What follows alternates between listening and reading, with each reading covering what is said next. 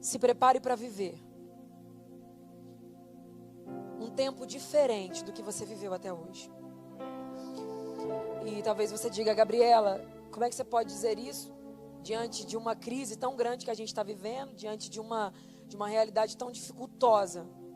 Eu quero que você entenda que cenários adversos, cenários catastróficos, eles são a preparação para um novo tempo profético. Saiba disso, guarde isso e volte para casa com isso em mente. E eu vou te explicar por quê. Os versículos que a gente leu contam-nos sobre uma chuva que Deus envia sobre a terra de Israel. E talvez falar de chuva para a gente seja tão normal, porque hoje é um dia que está chovendo. É tão comum para nós a chuva, que hoje está chovendo e a gente nem vê diferença, né? Pode chover amanhã, pode não chover. Mas eu estou falando de uma chuva que foi enviada numa terra que estava há 3 anos e 6 meses aproximadamente sem ver uma gota de água cair do céu. Eu estou falando de uma chuva que está caindo sobre uma terra onde os animais já estavam morrendo, onde as pessoas estavam morrendo de fome. A coisa ficou tão séria a ponto do rei Acabe chamar Obadias, que era um dos seus serviçais, e dizer para ele: olha, vai para um canto que eu vou para outro. E nós vamos procurar fontes de águas para a gente ver se acha um jeito de salvar ou poupar o que resta dos animais. Acabe estava procurando um recurso terreno para resolver o problema. Porque Elias tinha entrado no palácio de Acabe e tinha dito o seguinte: não vai chover na terra de Israel, senão segundo a minha palavra. E por que isso? Acabe havia se casado com Jezabel. Jezabel era uma profetisa de Baal. Acabe havia corrompido todo o reinado. A terra estava distante do Senhor. O reinado estava distante do Senhor. Israel estava distante do Senhor. Então, Deus já havia dito que se o povo se afastasse dele, adorando outros deuses, o céu se fecharia. Entra Elias, sabendo desse cenário, sabendo da palavra liberada, e diz: não vai chover, senão segundo a minha palavra. 3 anos e 6 meses passam, uma fome absurda, um cenário de escassez. Tanto é que depois que ele libera a palavra, ele vai para o ribeiro. Só que o ribeiro onde ele está também se seca. Ele vai para a casa de uma viúva ser alimentada. A viúva diz: olha, eu não tenho nada aqui. Porque também estava vivendo um período de escassez. Então o cenário que Israel está vivendo é um cenário de escassez. Um cenário desfavorável. Um cenário de crise. Um cenário de dor. É mãe chorando por causa de filho. É marido chorando por causa de família. São pais apavorados porque não sabem o que fazer com os filhos. É gente olhando e dizendo: o que vai acontecer? É o rei desesperado. A terra apavorada. E aí o rei Acabe diz: vou procurar fontes de águas. Ele sai com Obadias para procurar fontes de águas. Porque ele acha, ele entende que ele pode achar uma solução para aquele cenário. Só que quem tinha permitido aquele cenário era Deus. Quem fechou os céus foi Deus. E enquanto o rei, que está perdido, está fora do propósito de Deus, está procurando fonte de águas, pastor Gerson, o Senhor aparece a Elias e diz: procura Acabe, porque eu vou mandar chuva sobre a terra. Acabe está procurando recurso de fonte que vem de baixo. E Deus diz que a água vai vir, sabe de onde? De cima. Enquanto Acabe está procurando com a força dele o recurso, Deus vai a Elias e diz de onde virá. Porque é assim, na vida de um crente ligado, não é ele que anda desesperado atrás das coisas. Deus aparece a ele e diz de onde vai enviar a solução. Só que Deus diz que vai mandar chuva sobre a terra. Deus diz que vai mandar. Aí olha o que Elias faz. Procura Acabe. Acabe não queria nem ver Elias, mas quando ele chega diante de Elias, ele diz: és tu o perturbador de Israel? Elias diz: eu não tenho perturbado senão a tua casa e a casa de teu pai. Mas faz o seguinte: reúne os 400 profetas de Baal lá no Monte Carmelo. E chama também os 450 profetas de Azera, que comem à mesa de Jezabel. Chama todo mundo lá, porque nós vamos clamar ao Deus que envia fogo do céu. Gente, Deus tinha falado que ia mandar o quê? Deus tinha falado que ia mandar o quê? E Elias reúne o pessoal para dizer que Deus vai mandar fogo. É porque a convicção dele sobre o Deus que ele servia era tão grande, que ele sabia que o mesmo Deus que mandava chuva também mandava fogo. Ele diz assim, ó, fogo descerá do Senhor, do céu. O que Elias está dizendo é, todo recurso, seja ele qual for, não vem de baixo, vem de cima. O povo vai para o monte. Você conhece essa história? Os profetas de Baal começam a se retalhar, manda fogo, manda fogo, manda fogo, e nada acontece. Dançam, pulam, rodam, mas não tem fogo. Cumprem rituais, sabe, pastor? Fazem todo o esquema. A história conta que a dança para Baal era uma dança mesmo, rodando, gritando, implorando. E eles gritam tão alto que Elias diz assim, ó, grita mais alto, que ele não deve estar ouvindo. Se você olhar de longe, parece que está acontecendo quase um culto pentecostal ali. É grito, é dança, é pulo. Só que de longe parece, mas de perto não tem fogo. E um culto só é pentecostal não quando tem barulho, quando tem fogo. Porque o que faz queimar e receber o sacrifício é o fogo. O problema é que nós temos nos confundido com barulho. Mas quando a gente procura fogo, não tem. E o Senhor tem me feito, eu sou do manto, eu amo, vocês sabem disso, né? Mas o Senhor tem me feito entender que movimento sem fogo que queima pecado, que muda a vida, que transforma caráter, não adianta nada. Sabe o que Elias faz? Primeira coisa, depois que eles acabam e não desce fogo, estão cansados, suados, esgotados, mas não tem resultado. Porque você pode empenhar toda a tua força, mas se você estiver na direção errada, você não vai ter resultado algum. Eles empenharam toda a força, mas estavam na direção errada. Elias, antes de clamar, antes de orar, antes de pedir, sabe o que ele faz? Ele arruma o altar. Organiza o altar. Coloca as pedras, as 12 pedras, significando as tribos de Israel. Ele está dizendo, Senhor, primeira coisa que eu sei que o Senhor honra princípio. Eu vou organizar o que está errado. Segunda coisa, ele coloca as pedras, dizendo, eu sei que o Senhor honra a história.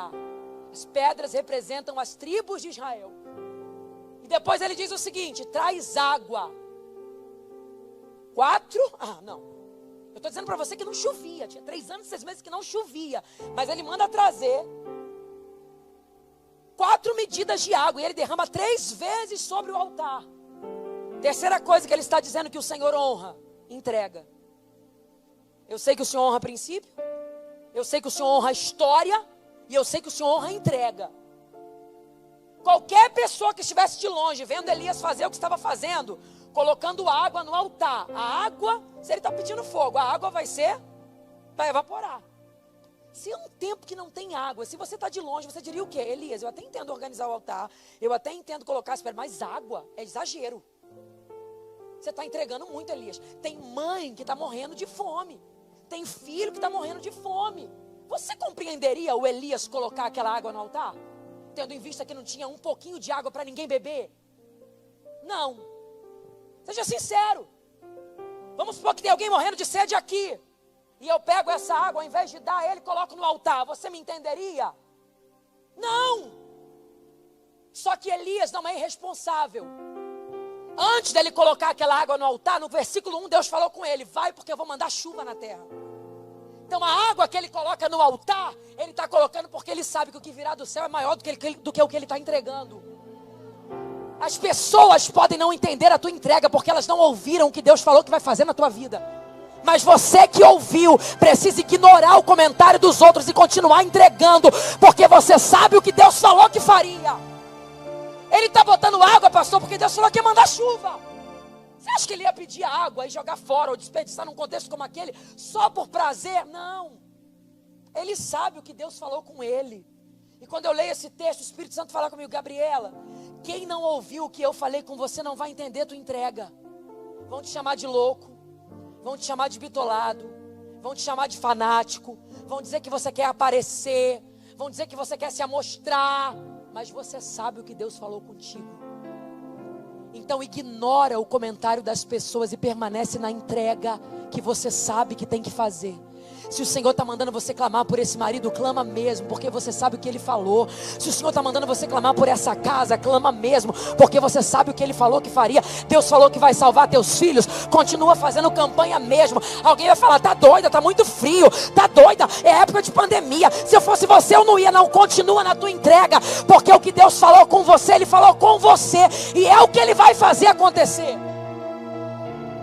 Sempre vai existir alguém para dizer que não precisa tanto. Mas quem ouviu o que Deus disse e espera Deus se manifestar da maneira que falou que se manifestaria, todo o esforço é pouco perto do que Deus disse que traria a nós. Elias coloca água no altar e clama ao Deus de Israel. Depois que ele organiza as 3 coisas, eu estou tentando correr o máximo que eu posso. Depois que ele organiza as 3 coisas, ele clama ao Deus de Israel. E a Bíblia diz que fogo desce do céu, consome o holocausto, o sacrifício, as pedras e lambe a água. A Bíblia faz questão de deixar claro que da maneira que Deus recebeu aquela água foi diferenciada.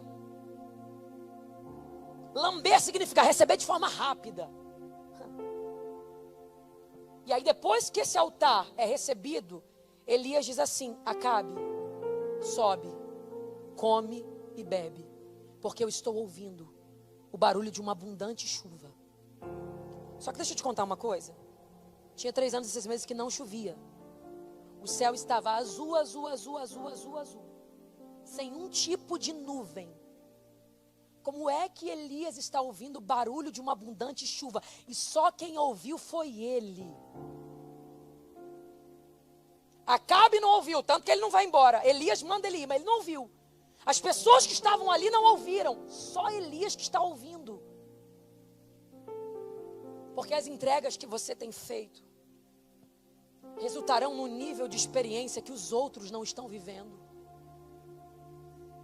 Eu vim pregar para pessoas nessa noite que às vezes se sentem, parece que Deus não está vendo, parece que está sendo em vão, parece que a caminhada é à toa. Você não tem noção do nível que o Senhor te levará por causa das tuas entregas. Não tenha medo de entregar, não tenha medo de se entregar. Elias está ouvindo o que ninguém mais ouviu, o barulho de uma abundante chuva. De onde está vindo isso? Se o céu está azul sem uma nuvem, se todo mundo ao redor não está ouvindo. Para isso que Deus te convidou, para ser um estranho no meio do povo, para viver um nível que eles não vivem, para ouvir o que eles não ouvem, para sentir o que eles não sentem, para ser mais um. Não precisa. Deus está procurando gente que entrega o que ninguém entrega, para viver o que ninguém vive. Oh glória! Ser mais um crente já tem um monte. Vim mais uma campanha, já veio um monte. Deus está perguntando qual é o nível que eu posso te levar. Qual é o nível da profundidade que eu posso me revelar a você. O que é que eu posso trazer para a tua vida? Qual é o tipo do chamado que eu posso confiar a você? Você quer ser mais um dos que só vem o fogo descendo? Ou quer ser alguém que está no altar entregando? Dói entregar, machuca entregar, mas se prepare para ver Deus fazendo por você o que não faz pelos outros. Aleluia! Aleluia!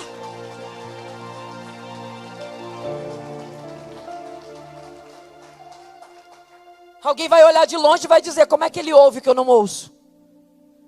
Como é que ele sente o que eu não sinto? Como é que ele ouve? Como é que ele vê o que eu não vejo?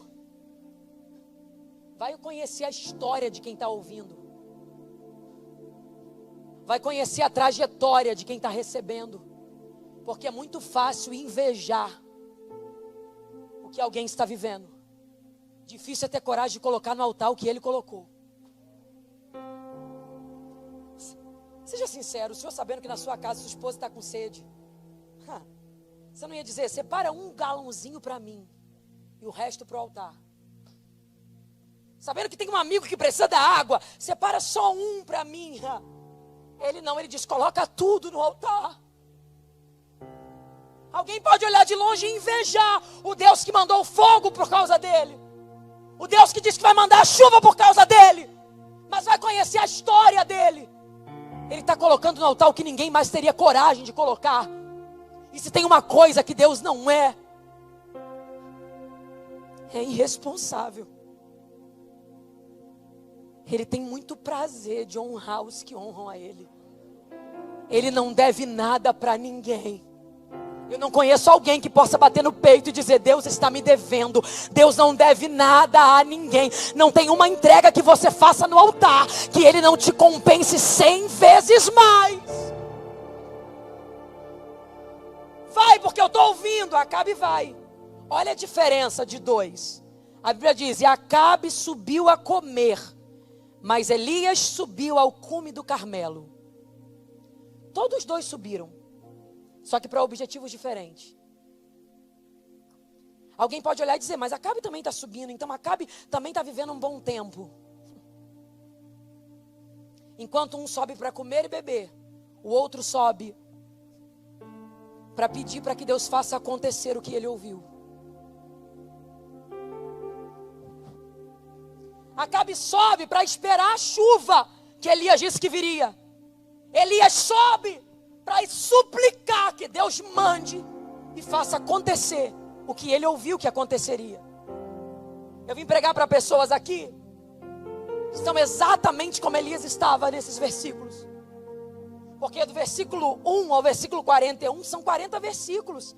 Deus disse que ia mandar chuva no versículo 1. E no versículo 41 o céu ainda está azul, sem uma nuvem. Como é difícil suportar os 40 versículos aonde a gente tem uma palavra que não combina com o que a gente está vendo. Como é difícil permanecer acreditando no que a gente ouviu quando os nossos olhos não encaixam com o que os nossos ouvidos estão ouvindo. Elias está ouvindo barulho de abundante chuva e o céu sem uma nuvem. Elias ouve o barulho de abundante chuva e o céu sem uma nuvem. Vai ter horas que você vai ter que fazer uma escolha. Ou se deixa vencer pelo que você está vendo, ou acredita só no que você ouviu, sem se importar com o que os teus olhos estão vendo. Eu sei que você não está vendo nada. Eu sei que parece que não está acontecendo nada, mas acredita no que você ouviu. Se Ele falou que vai mandar chuva, Ele vai mandar. Se Ele falou que vai fazer acontecer, Ele vai. Gabriela, mas eu não estou vendo nada, mas Ele vai fazer. Gabriela, mas está tudo errado, continua entregando. Gabriela, mas todo mundo está rindo de mim, porque eu estou ouvindo uma coisa, mas o céu não diz nada. Não tem problema. Se Ele falou que vai fazer acontecer, Ele não precisa de cenário favorável. Ele não precisa da aprovação de ninguém. Ele faz exatamente como Ele quer. Será que você pode bater no peito e dizer: Ele vai fazer o que Ele falou? Não, diga para... fala seu nome, Gabriela. Ele vai fazer o que Ele falou. Não, bate no peito, fala seu nome, fala: Ele vai fazer o que Ele falou. Reanima a tua fé e agora diz: Ele vai fazer o que Ele falou. Diga: eu não estou vendo nada. Eu não estou vendo nada, mas Ele vai fazer o que Ele falou.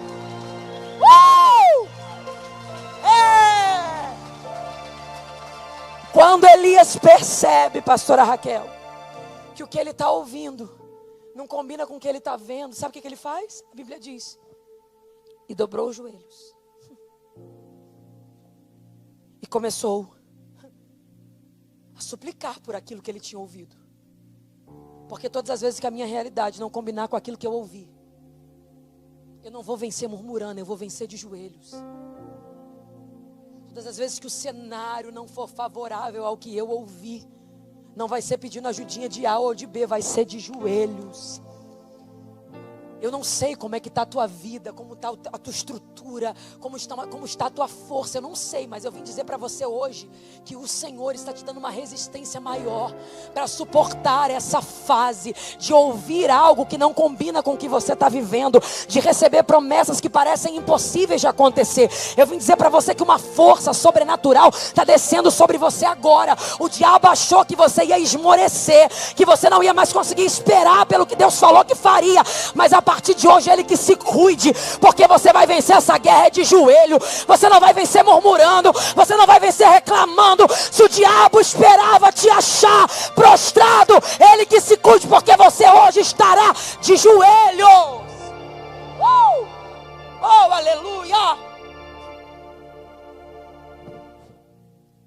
Ele inclina o rosto e ele diz para o rapaz: sobe e olha. O rapaz corre. Tem nada. Faz isso 7 vezes. Tem nada. Tem nada. Eu acho que essa fase é uma das fases mais difíceis que a gente vive. A fase de não ter nada. Porque é aquela fase que você ouviu uma coisa, mas o que você tem é nada. Porque o que você ouviu não combina com o que você está vendo. Eu escrevi uma coisa esses dias e eu vou transmitir a vocês. Quando eu comecei a pregar, eu me lembro que eu sofria muito, porque eu dizia: Senhor, eu não tenho nada. Eu falava: eu não tenho quem acredite, eu não tenho quem ajude, eu não tenho quem leve, eu não tenho quem faça, eu não tenho nada. Hoje, quando eu olho para trás, pastor Gerson, eu vejo que o que eu achava que era tudo, na verdade era nada. O tudo que eu achava que eu não tinha, era nada. Porque o que eu precisava, eu tinha. Uma palavra. Tem gente que tem tudo, mas não tem a palavra. Não tem nada. Tem quem leve, tem quem ajude, tem quem indique, tem quem abra, tem quem faça. Mas se não tiver o que ele falou, não tem nada. Então você já tem tudo que você precisa. Você já tem a promessa que ele liberou sobre tua vida. Será que você consegue alegrar o teu coração hoje? Porque essa fase, ela não define quem você é. Ela é uma fase. Ela tem dia e hora para acabar. Eu sei que é difícil suportar ela, não ter nada, olhar e nada, orar e nada, sonhar e nada, esperar e nada. Eu sei, mas ela é uma fase. Porque chega na 7ª vez, o menino diz: eu estou vendo.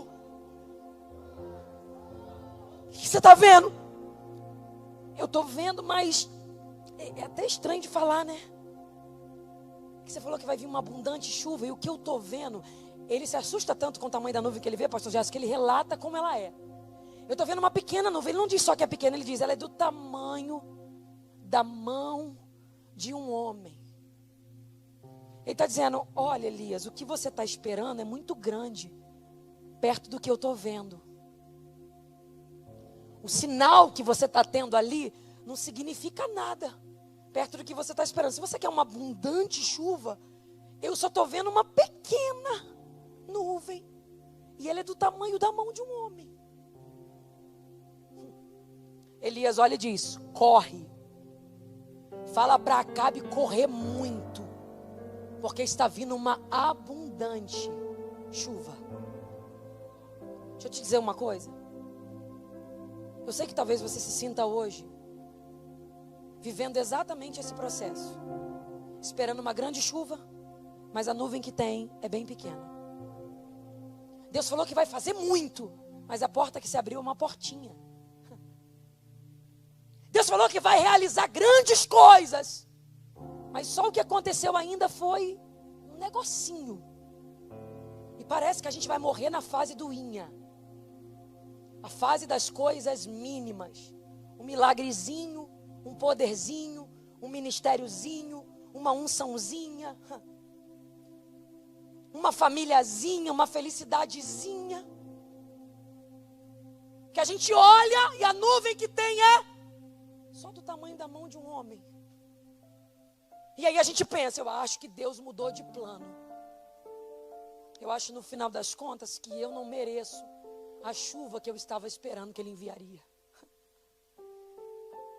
Quando eu olho para essa mão, eu vejo que é tudo só que pode acontecer por mim. O sinal é pequeno, mas a Bíblia diz que ele diz: fala para Acabe correr. Por quê? Porque está vindo uma abundante chuva. Sabe o que Elias está dizendo?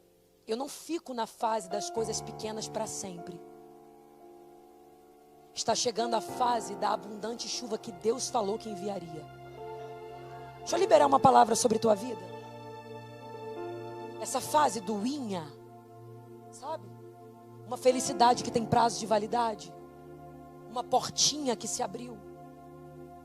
Um milagrezinho que parece que aconteceu pela metade. Hoje eu vim como boca de Deus dizer a você: Deus está te passando de fase. Isso aqui é profético para quem acredita. Porque a Bíblia diz que imediatamente as nuvens começaram a encher o céu. Eu não sei nem aonde foi parar a pequena nuvem do tamanho da mão de um homem. Eu sei que o céu que estava azul foi ficando negro, ficando negro, ficando negro. E foi vindo ventos e ventos e ventos. Se prepare para Deus te mudar de fase hoje.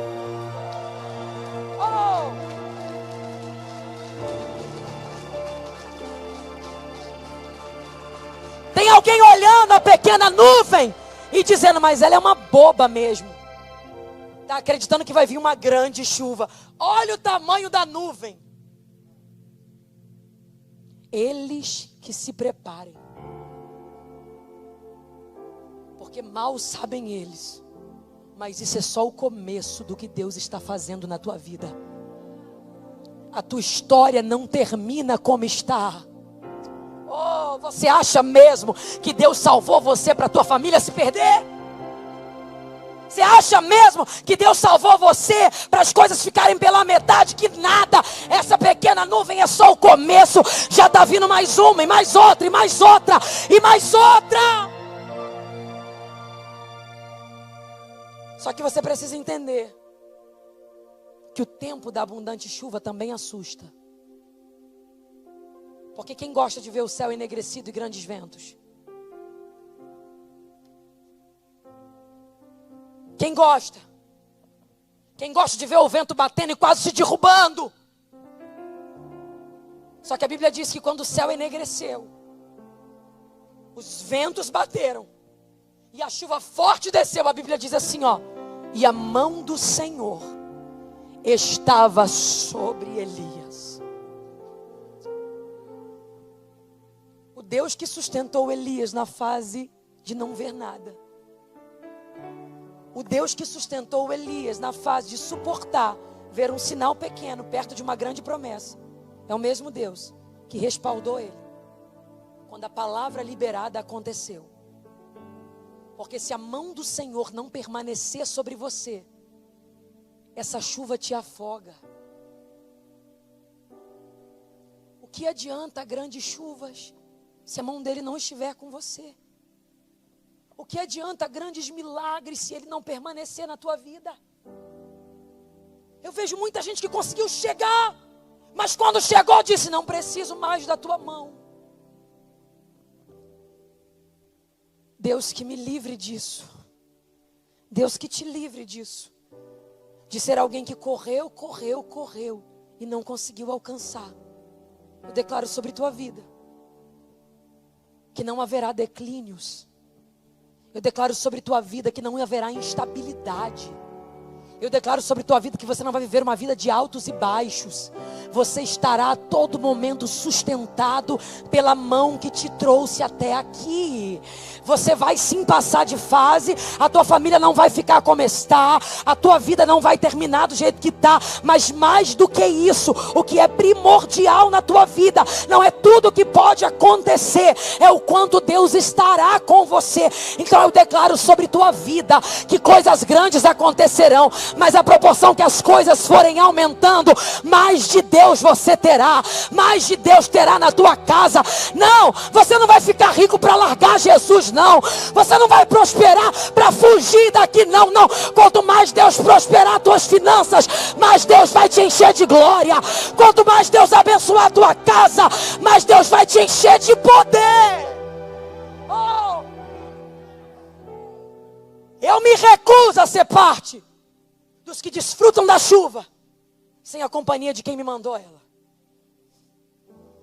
Eu me recuso a ser parte dos que olham para a chuva e anulam toda a história de quem está me proporcionando vivê-la.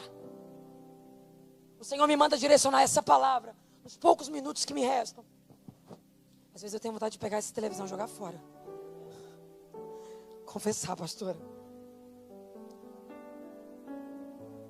Deus me manda direcionar essa palavra e dizer a você: não adianta nada, nada.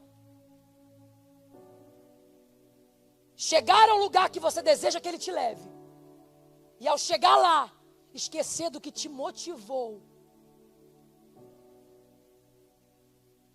Hoje, a oração não é para que grandes chuvas aconteçam. E aí você diz: Gabriela, mas você começou dizendo que viria uma chuva. Vai vir. Mas hoje a oração é para que a mão do Senhor não se ausente de nós. Hoje a oração não é para que grandes provisões venham, não. Virá, elas virão. Mas a oração hoje é para que o teu coração volte a ser puro como foi um dia. A oração hoje é para que você volte a ser a pessoa que você era quando Deus te escolheu. A oração hoje é para que essas chuvas não influenciem quem você é. Pode ser grande chuva, pode ser pequena chuva, pode ser fogo do céu, pode ser o que for, mas eu não me permito ser alguém que perdeu a mão dele de sobre mim. Hoje, o Espírito Santo te trouxe aqui para dizer: eu vou fazer. Não duvide, eu vou fazer. Não, é sério, Deus manda eu dizer a vocês, eu não sei para quem é, mas eu vou liberar a palavra que o Senhor me manda. Eu não te enganei, eu não te iludi, eu vou fazer o que eu falei, eu vou fazer. Mas eu te sentei nessa cadeira só para te lembrar que o que me fez ter vontade de trazer essa chuva sobre tua vida foi o teu coração, foi o nível da entrega que você colocou no meu altar.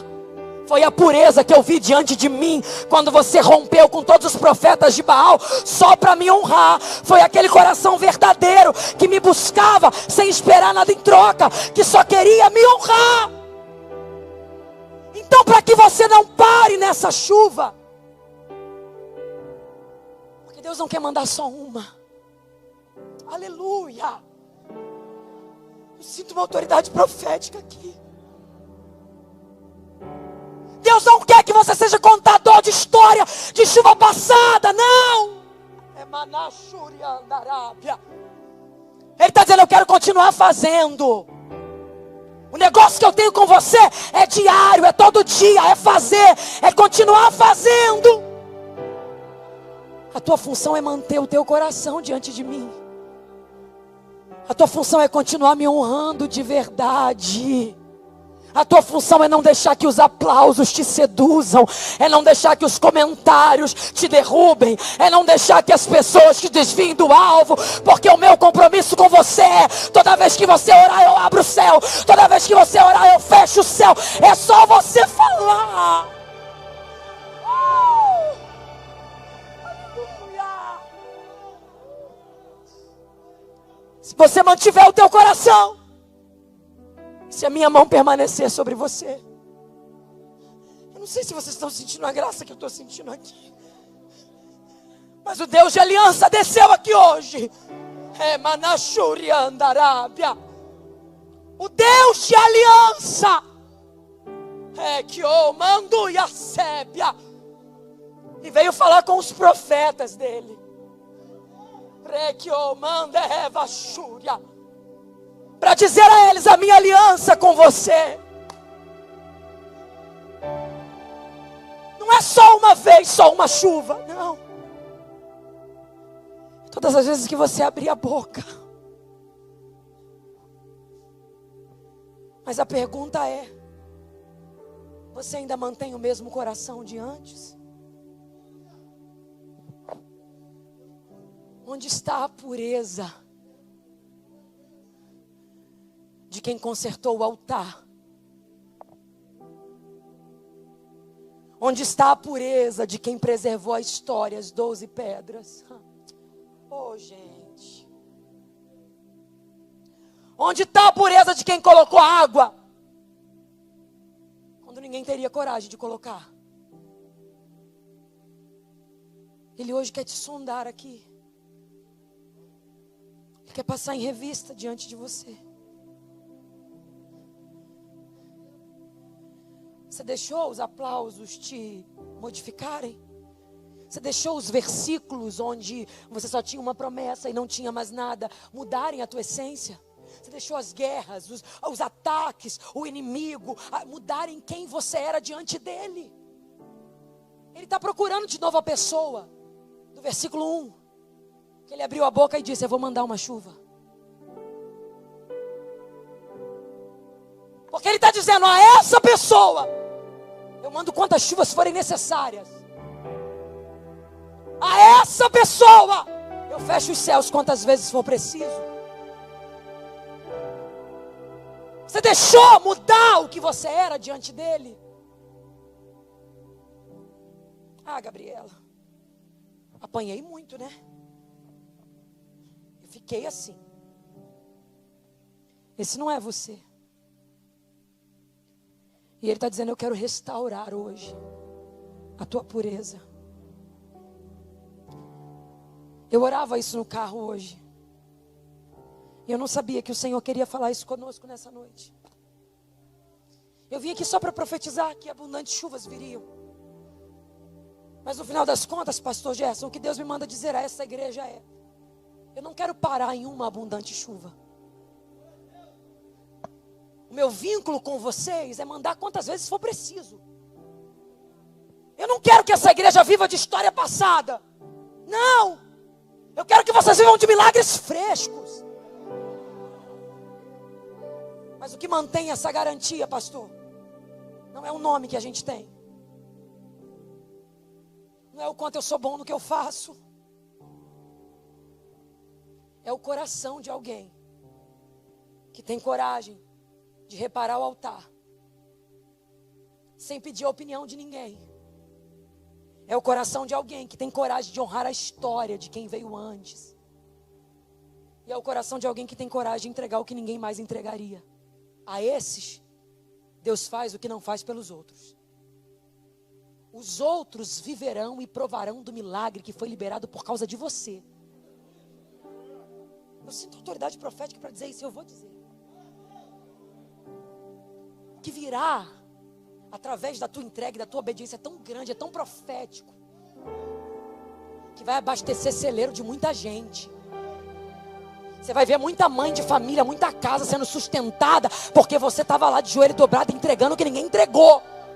E é por isso que Deus está dizendo: mantenha o teu coração, mantenha a pureza dele, mantenha a pureza dele, porque eu vou usar você para mudar a realidade de muita gente. Meu Deus, eu sinto um temor do céu aqui.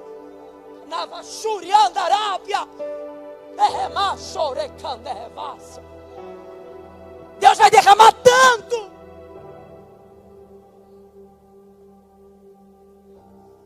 E Ele está dizendo: não deixe o teu coração mudar. Se você deixar esses ataques mudarem o teu coração, essas pedradas, essas coisas, essas guerras.